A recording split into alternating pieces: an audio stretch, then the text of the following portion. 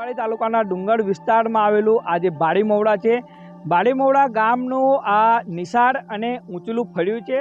આ ફળિયામાં માત્ર એક કૂવો છે, તે કૂવામાંથી ગામના લોકો પાણી પીવે છે.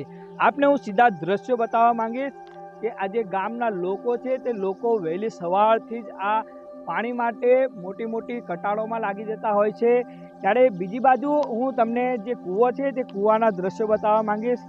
આ જે યુવતી છે, આ ગામની યુવતી આ કૂવામાંનું ગંદુ અને કચરાવાળું દૂષિત પાણી પીવા માટે મજબૂર બન્યા છે આ ગામના લોકો.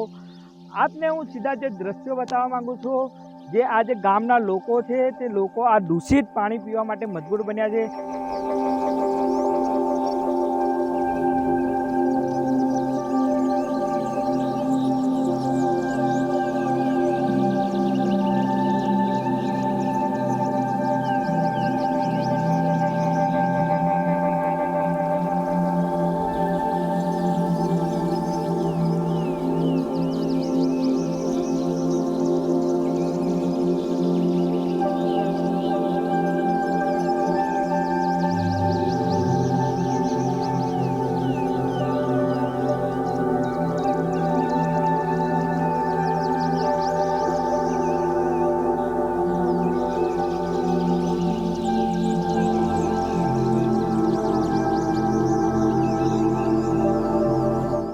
આપણે અહીંયા જે ગામ લોકો છે, ગામ લોકો સાથે વાતચીત કરવાનો પ્રયત્ન કરીશું.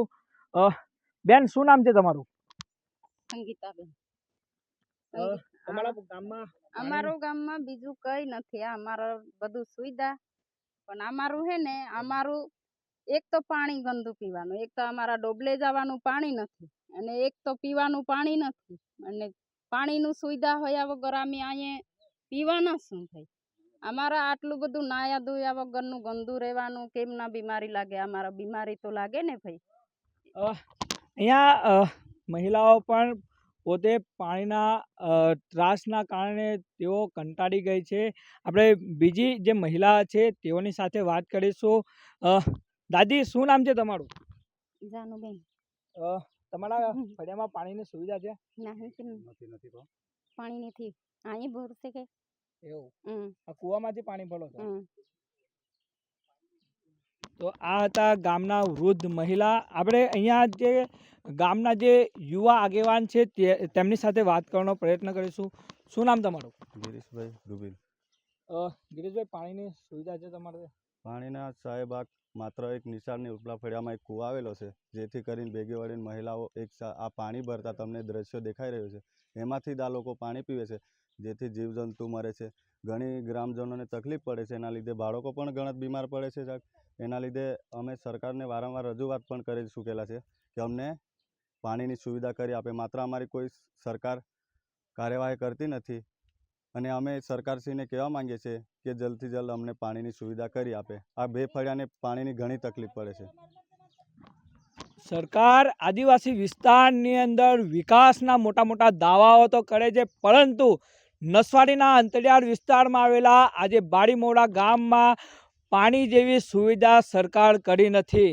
સરકાર મોટા મોટા દાવાઓ કરી રહી છે, પરંતુ ક્યાં છે વિકાસ?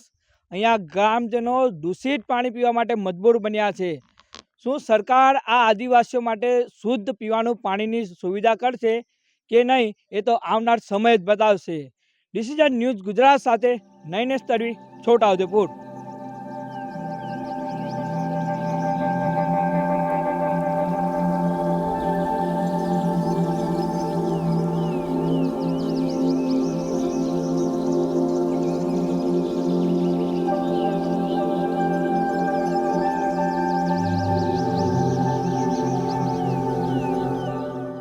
ડિસિઝન ન્યૂઝના બીજા વિડીયો જોવા માટે ચેનલ સબસ્ક્રાઇબ કરો અને બેલ આઇકન બટન પર જઈ ક્લિક કરો. સ્વતંત્ર અને આઝાદ પત્રકારત્વની મદદ કરવા નીચે આપેલા થેન્ક્સ બટન પર જઈ ક્લિક કરો. મદદની કિંમત નિશ્ચિત કરો અને ડિસિઝન ન્યૂઝની આ સફરમાં અમારા સાથી બનો.